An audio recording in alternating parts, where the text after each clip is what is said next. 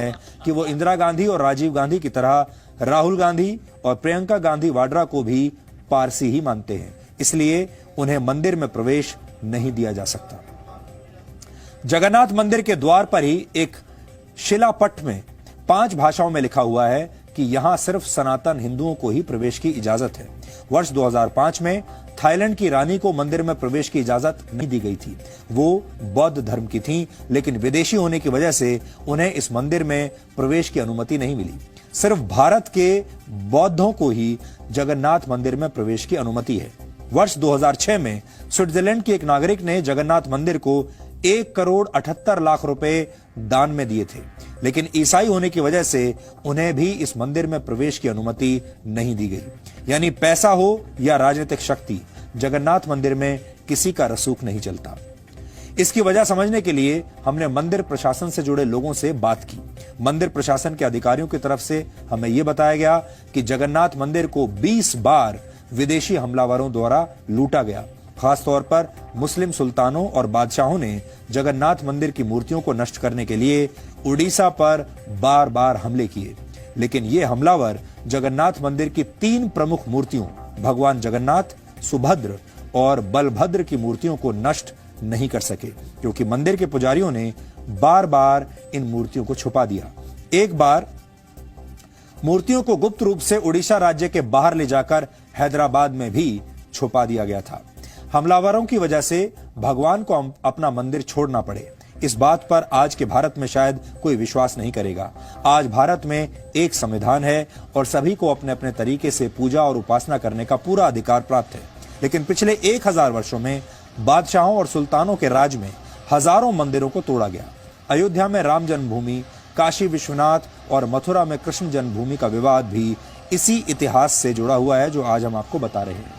इन हमलावरों ने भारत के पश्चिमी समुद्री तट पर मौजूद सोमनाथ के मंदिर को 17 बार तोड़ा था। सोमनाथ के संघर्ष का इतिहास ज्यादातर लोगों को पता है, लेकिन जगन्नाथ मंदिर पर हुए हमलों के इतिहास की जानकारी आज भी बहुत कम लोगों को है। हमने इस विषय पर काफी रिसर्च किया और उड़ीसा सरकार की आधिकारिक वेबसाइट पर जगन्नाथ मंदिर पर हुए हमलों और मूर्तियों को नष्ट करने की कोशिशों का पूरा इतिहास लिखा हुआ है। इस वेबसाइट पर मौजूद एक लेख में बताया गया है कि मंदिर और मूर्तियों को नष्ट करने के लिए कम से कम 17 बार हमला हुआ और इन हमलों की वजह से ही गैर हिंदू लोगों और विदेशियों के प्रवेश पर यह प्रतिबंध लगाया गया। जगन्नाथ मंदिर को नष्ट करने के लिए पहला हमला वर्ष 1340 में बंगाल के सुल्तान इलियास शाह ने किया था।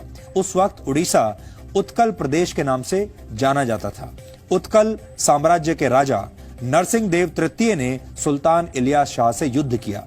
बंगाल के सुल्तान इलियास शाह के सैनिकों ने इस मंदिर के परिसर में बहुत खून बहाया और निर्दोष लोगों की हत्याएं की, लेकिन राजा नरसिंह देव जगन्नाथ मंदिर की मूर्तियों को बचाने में सफल रहे, क्योंकि उनके आदेश पर इन मूर्तियों को छुपा दिया गया।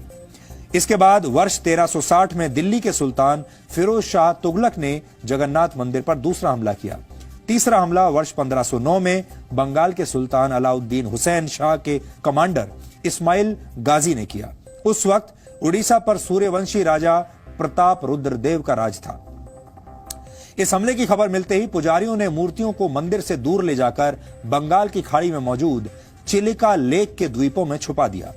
प्रताप रुद्रदेव ने बंगाल के सुल्तान की सेनाओं को हुगली में हरा दिया और वहां से भागने पर मजबूर कर दिया। इसके बाद वर्ष 1568 में जगन्नाथ मंदिर पर सबसे बड़ा हमला हुआ।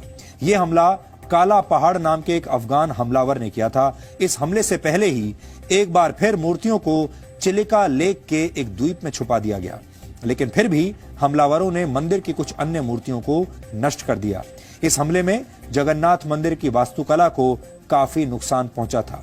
यह साल उड़ीसा के इतिहास में निर्णायक रहा। इस साल के युद्ध के बाद उड़ीसा सीधे इस्लामिक शासन के तहत आ गया।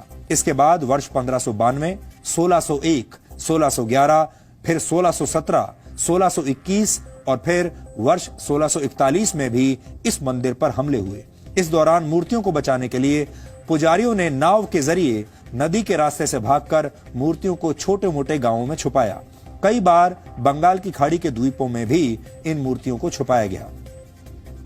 इन हमलों में मंदिर के रत्न भंडार में मौजूद हीरे, मोती और सोने को लूट लिया गया। मंदिर पर 16वां हमला मुगल बादशाह औरंगजेब के आदेश पर वर्ष 1692 में हुआ था। औरंगजेब ने मंदिर को पूरी तरह ध्वस्त करने का आदेश दिया था। तब उड़ीसा का नवाब इकरम खान था जो मुगलों के अधीन था। इकरम खान ने जगन्नाथ मंदिर पर हमला करके भगवान का सोने का मुकुट लूट लिया। उस वक्त जगन्नाथ मंदिर की मूर्तियों को किसी तरह श्री मंदिर नामक एक स्थान में छुपा दिया गया और इस मंदिर पर 17वां हमला वर्ष 1699 में उड़ीसा के नायब सूबेदार मोहम्मद तकी खान ने किया था। इस दौरान कुछ समय के लिए मूर्तियों को चुपचाप हैदराबाद ले जाकर रख दिया गया था।